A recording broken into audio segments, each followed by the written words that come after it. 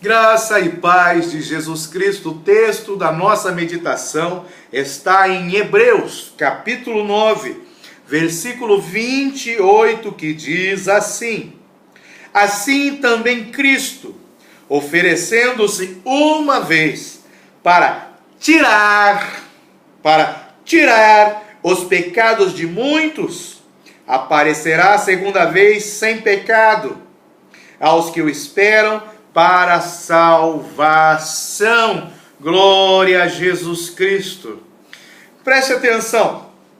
Aqui nós temos que observar alguns aspectos.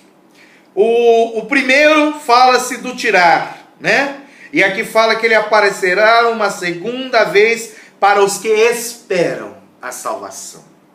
Então nós temos que entender que existe três verbos aqui fundamentais. Primeiro, tirar.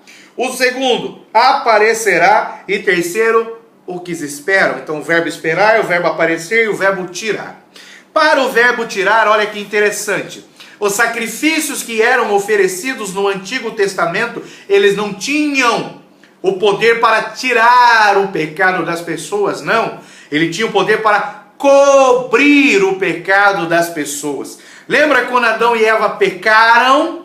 Deus cobriu eles com a pele do animal que foi sacrificado lá no Éden, ok? O animal foi sacrificado, seu sangue foi derramado, foi-lhe tirada a pele, e aquela pele cobriu o pecado de Adão e Eva. Eles continuaram tendo uma natureza pecaminosa dentro de si, porém o sacrifício daquele animal cobriu eles para que eles pudessem ainda se relacionar com Deus.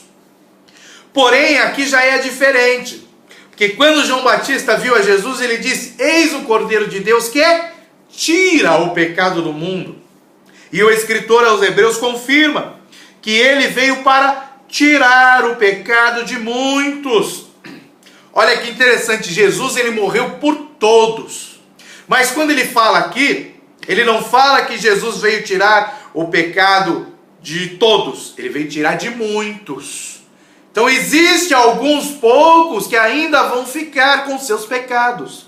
Então quando o João Batista, esse é o Cordeiro que tira o pecado do mundo, está falando de uma forma que a salvação ela é universal, ela é abrangente. Quando o escritor aos Hebreus diz que ele tira o pecado de muitos, quer dizer que essa salvação que é universal e abrangente, ela depende de um ato nosso, de uma escolha, de uma atitude nossa. Porque só aqueles que entregam a vida a Jesus é que terão os seus pecados tirados pelo sangue dele derramado. Então o sangue de Jesus não cobre, ele tira. O que cobria eram os sacrifícios imperfeitos lá do Antigo Testamento. Agora o sacrifício perfeito feito uma única vez por Jesus Cristo, ele tira o pecado, ok?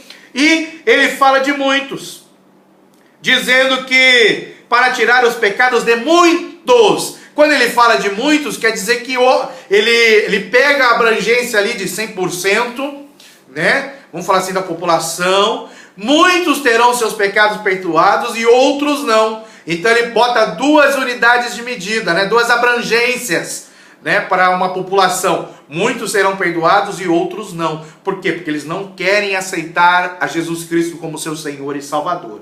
Então esses são os que tiram. Aí diz que ele aparecerá a segunda vez. Olha que interessante, ele fala sem pecado. Se a gente for entender, se a gente for ler de uma forma isolada esse versículo, sem entender os evangelhos, nós podemos dizer que quando Jesus esteve aqui nessa terra, que ele pecou, que agora ele vai voltar sem pecado. E não é isso. A Bíblia nos diz que ele não pecou, que ele morreu como inocente, porém, ele levou sobre si os nossos pecados, as nossas dores, culpas e enfermidades. Então Jesus, quando ele viveu aqui nessa terra, ele nos ensinou que ao morrer se cumpriria a palavra de muitos profetas do Antigo Testamento.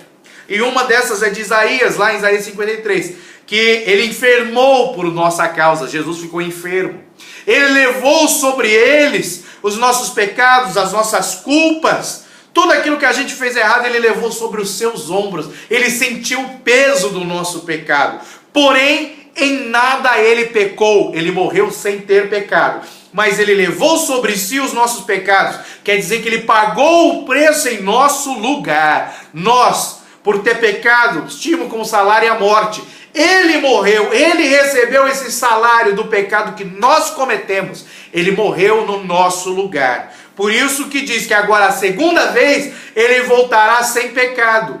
Porque no Antigo Testamento o sumo sacerdote oferecia ali o animal em sacrifício, no átrio, derramava o seu sangue, parte do seu sangue ele colocava ali numa vasilha, entrava no Santo dos Santos, onde só ele podia entrar, e ali ele aspergia diante da arca do Senhor, da sua presença, aspergia o sangue do animal oferecido, para que Deus pudesse perdoar o pecado de todo o povo que estava lá fora.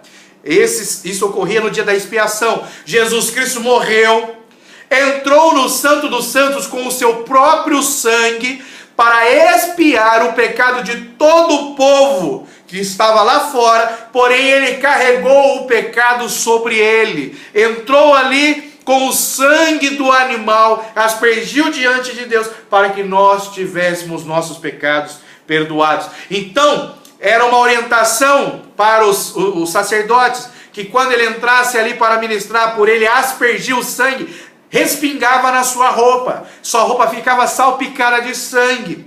Então o sacerdote, antes de sair, ele tinha que trocar de roupa, botar uma roupa limpa para sair novamente e ter contato com o povo. Isso representava profeticamente que Jesus iria apresentar a sua vida, o seu sangue diante do Pai, para trazer perdão pelos nossos pecados. E antes dele sair lá da presença do Pai, do Santo do Santo, onde ele está sentado à direita de Deus, ele irá trocar a sua roupa e voltará agora sem pecado, voltará agora em glória para trazer o juízo sobre a terra. É isso que o escritor em Hebreus está dizendo aqui, que ele aparecerá a segunda vez sem pecados, e ele aparecerá aos que esperam a salvação. Então, para aqueles que questionam que a segunda vinda do Senhor é em duas fases, aqui está a primeira fase. Ele aparecerá para aqueles que esperam a salvação. Mas quando eu creio em Jesus, eu já não tenho a salvação? Quando você crê em Jesus, pela fé você recebe a salvação da sua alma. Mas é necessário que algo aconteça para que se consuma aquilo que você espera que ocorra, aquilo que você não pode ver. Então, pela fé, você já sabe que está salvo, você tem a certeza que está salvo, mas você espera que Jesus venha lhe buscar para confirmar a salvação. Aí sim você poderá dizer, está consumado. Então aqueles que esperam a salvação, Jesus voltará, agora sem pecado, sem a natureza humana, ele voltará em glória, porque ele já expiou os nossos pecados diante de Deus, entrando ali no Santo dos Santos com o seu próprio sangue. Que fique bem claro esse entendimento, que Deus nos abençoe, em nome de Jesus.